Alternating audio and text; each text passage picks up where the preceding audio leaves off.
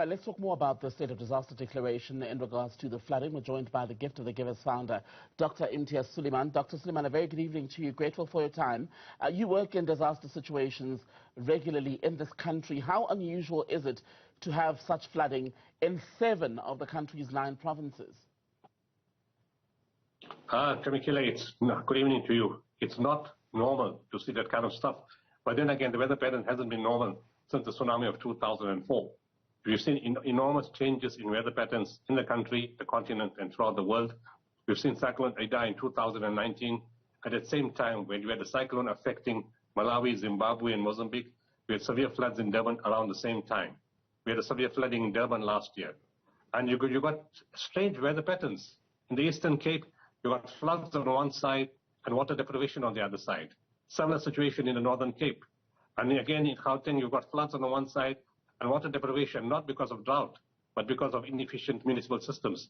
So it's a very, and of course, we've been seeing more bad weather patterns and more storm damage and more destruction more often with greater intensity in many parts of the country. 2 years ago, we had a severe storm in Amtata that caused severe damage. Earlier this year, you had the floods in East London. Last year, the floods in East London.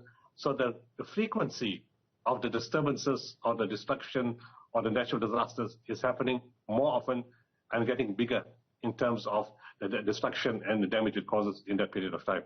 And given the scale of this flooding, this widespread flooding, where have you as Gift of the Givers been able to dispatch your teams this time round? We're busy in Mpumalanga right now and lots of work in Eastern Cape, Komani, Queenstown area. The other provinces you haven't called yet, so we don't act until we get a call from representatives from the different provinces. Until that happens, we don't move. We got calls from Eastern Cape, from Queenstown, from Komani, and there's several municipalities in the area that have been affected. We've been working there from there last week.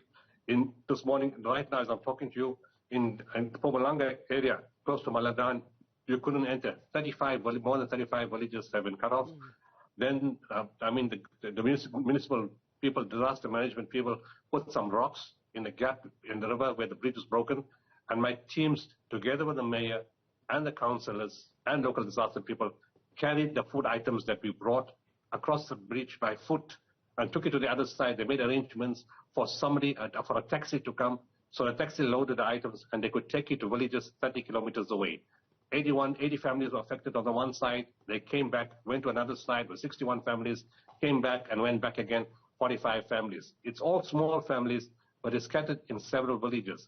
But by road, you can't get from one side to the other side. You need helicopters. And right now, fortunately, they managed to call a taxi from that side, but they walked across rocks to the other side to deliver the food parcels. So we're involved in those 2 areas. And Mpumalanga, of course, is overlapping with Limpopo. There's the boundary demarcation area. It's part of a complication. So, but we're waiting. We haven't been called from there. The other provinces haven't called us yet. Of course, Gauteng, we responded in Alexandra last week and the Yexke River. I don't know how many times in our history we've responded to floods in the Yexke River. Right. We've even put up a housing village right there, with 105 houses. Fortunately, that has never been damaged ever again. You mentioned Yexke River and the Alexandra area. It's a recurring flashpoint for flooding because we know as things stand, the homes that are built there have been erected much too close to the banks of that river, so when it does overflow, it creates a problem. How much of the flood disasters in South Africa are or can be blamed on infrastructure, i.e., homes built too close to the banks of rivers, or shoddy infrastructure where bridges and roads are simply not stable enough to withstand the force of flood water? Well, in terms of houses on floodplains, I can't say that shoddy infrastructure.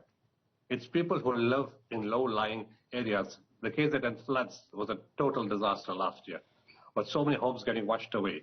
The problem is there's no advanced planning. You tell people, okay, the message is given, don't build on low-lying areas, and then you don't give them an alternative. We need to have a system where alternatives are created, but to get in buy-in from communities. To say, okay, this is the alternative, it's slightly higher ground, but it's 500 meters more or a kilometer more from your work than what it was previously. To have that kind of negotiations with people, transport costs are very expensive. Depends where the kids go to school. So on the one side, building houses is done by people on the low plains. But with the floods last year, it didn't matter which plain you were built on. That flood came and destroyed well-built houses. There were landslides, boundary walls collapsed. I'm not sure if that's an infrastructure problem. A lot of boundary walls had no holes in it. So the water just dammed up behind the wall and pushed the whole thing down, which then fell on a house, which then fell in one case where we went on a domestic and she died under the rubble. So, I mean, municipal planning or municipal laws may have to now create some type of manner in which boundary walls are built. That's an example. The other play in terms of infrastructure and bridges, I don't know what standards our bridges follow. I'm not saying it's poor construction work and the N3, the M4, the highways in Peter Maris, in Durban and other parts of the country. They must be following a certain standard and built according to the standard. But it seems the weather patterns are getting far more severe. That's destroying those bridges. Do the bridges in other parts of the world get damaged by the type of weather that we're having? Or are the bridges built strongly and the roads built more strongly? I don't know. Only an engineer can answer that question, whether we need to upgrade the quality of the roads and bridges that we're building, or it doesn't matter what we're building, the strong weather storms are still going to destroy it. I can't answer that question. Only an engineer can answer that. Very briefly, Dr. Sooliman, would the areas where you are present at the moment been able to respond, the provincial governments, would they be able to respond adequately without national intervention as per this declaration? Well, I have a problem with the national declaration. Not that there's anything wrong with saying you're going to do, you're declaring a national state of disaster. The implementation is a problem for me. When you say national state of disaster, does it mean you now act in 4 months' time, or 1 year's time, or it's respond within 4 hours? The government doesn't have a track record of responding urgently. Urgency, emergency, and disaster are 3 words not in their vocabulary. They don't understand that disasters require urgent response. And the problem with that is the system of disaster management is a total disaster in the country. We had ministers calling us when the floods were taking place in London last year, telling us our laws don't allow us to act, to deliver things, to give goods, to get to the people. Can you please help? And the person said, I'm a minister and I can't do it. The system has to be changed. There's too many different sectors. Is it disaster management?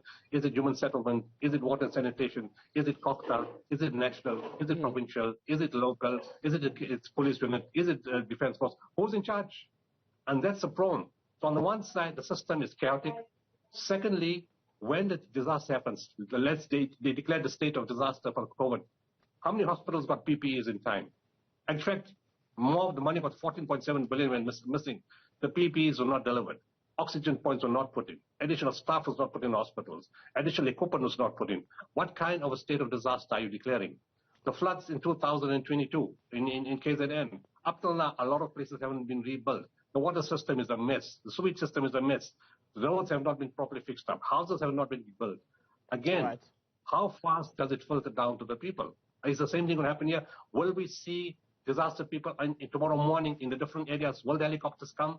Will the disaster management come? Will food parcels be delivered? Will people be taken to safety? Let's see if that happens tomorrow. That's what you mean by national disaster. If that's not happening, just wasting their time declaring an announcement like that. Dr. Imtiaz Sooliman, founder of the Gift of the Givers. Good to have your time as always, sir. Thank you.